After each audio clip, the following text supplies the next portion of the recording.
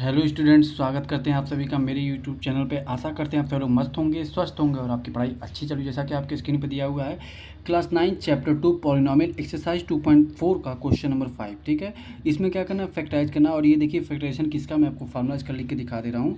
ये a plus B plus सी का whole square का जो फार्मूला होता है उसका फार्मूले पे यूज करके हम लोग करना है। A square plus B square plus C square और प्लस 2ab प्लस 2bc और प्लस 2ca होता है इसका फार्मूला। ठीक है, अब इसको सॉल्व करते देखिए। अगर आप ध्यान से यहाँ पर देखेंगे तो ये 4, एक बात पहले ध्यान दीजिएगा, जो ये हमने ये चीज़ हम देखते हैं यहाँ पर एक्स वाई वाई जेड और एक्स जेड।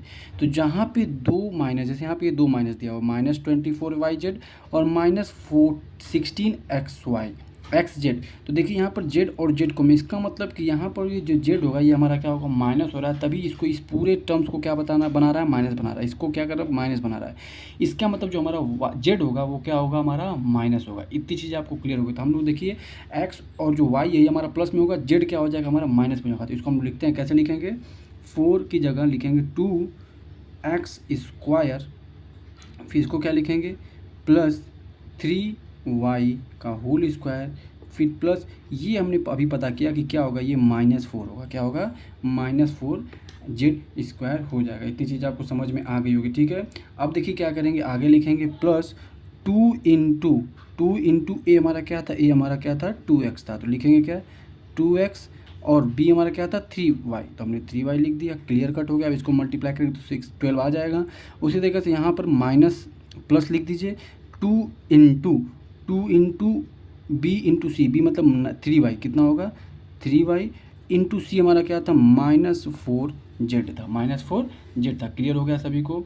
अब आगे क्या लिखेंगे यहाँ पर, फिर प्लस 2 इंटू सी इंटू ए होता है, सी हमारा क्या है -4 था, क्या था -4z था, -4z हमने लिख दिया, -4z लिख दिया। अब ए हमारा क्या था, ए हमारा 2x था, तो हमने 2x भी लिख दिया। अब इसका मल्टीप्लाई करेंगे तो देखिए ए -16 XY आ जाएगा, सॉरी XZ आ जाएगा। ठीक है, अब अगर आप ध्यान से देखें तो ये हो जाएगा a² plus b² plus c² plus 2ab plus 2bc plus 2ca हो जाएगा। अब इसका मतलब क्या हो गया, a plus b plus c का होल स्क्वायर हो जाएगा। तो a हमारा क्या था 2x था और b हमारा क्या था 3y था और c हमारा क्या था -4z था। इसका क्या हो गया, ये होल स्क्वायर होगा। लेकिन हमको ऐसे नहीं लिखना, हमको क्या निकला, फैक्टराइज फॉर्म में लिखना है। तो इसको हम लोग क्या लिखेंगे, स्क्वायर, तो 2 बार इसको लिख देंगे, 2x प्लस 3y और -4z एक ब्रैकेट में, इसी को एक बार और लिख देंगे, 2x प्लस 3y -4z, इसको एक ब्रैकेट में। ये हमारा क्या होगा, फाइनल आंसर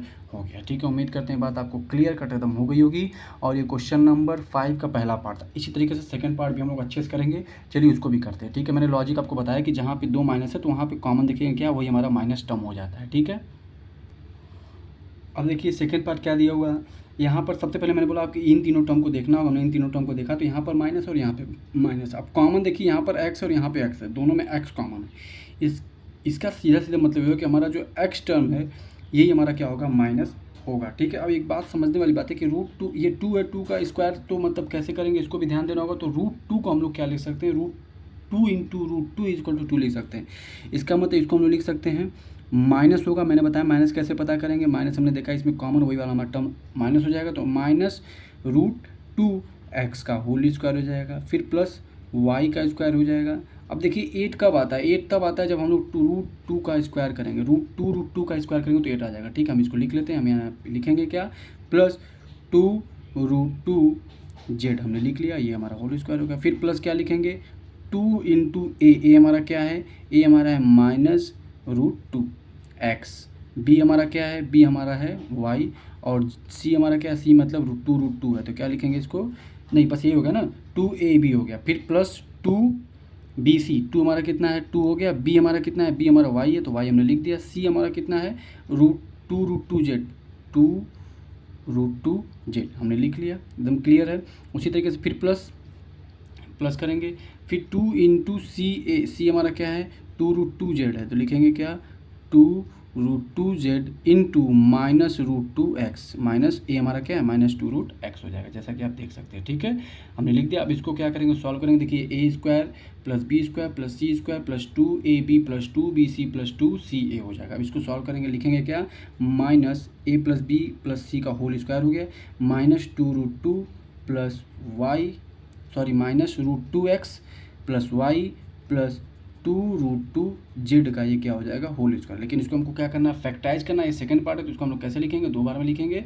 कैसे, देखिए इसको लिखेंगे क्या, -√2x + y और प्लस 2√2z इंटू -2√2x फिर प्लस y और प्लस 2√2z हो जाएगा। जैसे कि हम लोग एक्स स्क्वायर को क्या लिखते हैं, एक्स स्क्वायर को लिखते हैं x इंटू एक्स लिखते हैं, उसी तरीके से इसको भी हम लोग लिखेंगे इस टोटल होल स्क्वायर को दोबारा में इसको लिख देंगे और ये इसका क्या हो जाएगा, फैक्टराइजेशन वैल्यू हो जाएगी। उम्मीद करते हैं बात आपको अच्छे से समझ में आ गई, एकदम क्लियर हो गया होगा आपको कैसे हम लोग निकालते हैं, कैसे हम लोग सॉल्व करते हैं। ठीक है, मैंने आपको तरीका बता दिया। उम्मीद करते हैं क्वेश्चन आपको क्लियर हो गया होगा। और ध्यान दीजिएगा, हमने जहाँ पे चेक करेंगे माइनस माइनस कौन सा, उस तरीके से हम लोग उसको करेंगे। ठीक है, अगर दो टर्म माइनस होगा तो ध्यान दीजिएगा, दो टर्म माइनस होगा तो दो टर्म इसमें पॉजिटिव होगा, एक टर्म क्या हो जाएगा, निगेटिव हो जाएगा। ठीक है, जैसे इसमें एक कोई एग्जांपल मैं लेके आपको समझा दूंगा। कभी जैसे मान लीजिए कि ये वाला टर्म भी, ये भी पॉजिटिव है, ये भी पॉजिटिव, सिर्फ ये नेगेटिव है। ठीक है, जब ये दोनों पॉजिटिव हो गया, इसका मतलब कि यही जो दोनों टर्म होंगे, यही दोनों टर्म हमारे क्या हो जाएंगे, नेगेटिव होंगे, तभी तो मल्टीप्लाई होकर क्या हो जा रहा है, पॉजिटिव हो जा रहा है। ठीक है, उम्मीद करते हैं ये क्वेश्चन आपको समझ में आ गया होगा। ये दोनों क्वेश्चन आप प्रैक्टिस जरूर कर लीजिएगा। बाकी अगर कोई दिक्कत होती है तो मुझे जरूर कमेंट बॉक्स में बताइएगा। बाकी आप लोग का भी फर्ज बनता है कि आप लोग अपने जो भी जूनियर्स हैं उनको शेयर करिए, जो भी आपके दोस्त हैं, आपके मित्र हैं, आपके भाई बहन, उनको जरूर शेयर करिएगा ताकि वो अच्छे से पढ़ें। और मैं इसमें क्या किया हूँ, स्टेप बाय स्टेप सारी चीज़ें कवर करते जा रहा हूँ, तो उनकी सारी चीज़ें क्लियर हो जाएंगी एकदम अच्छे से। ठीक है, चलिए, थैंक यू सो मच।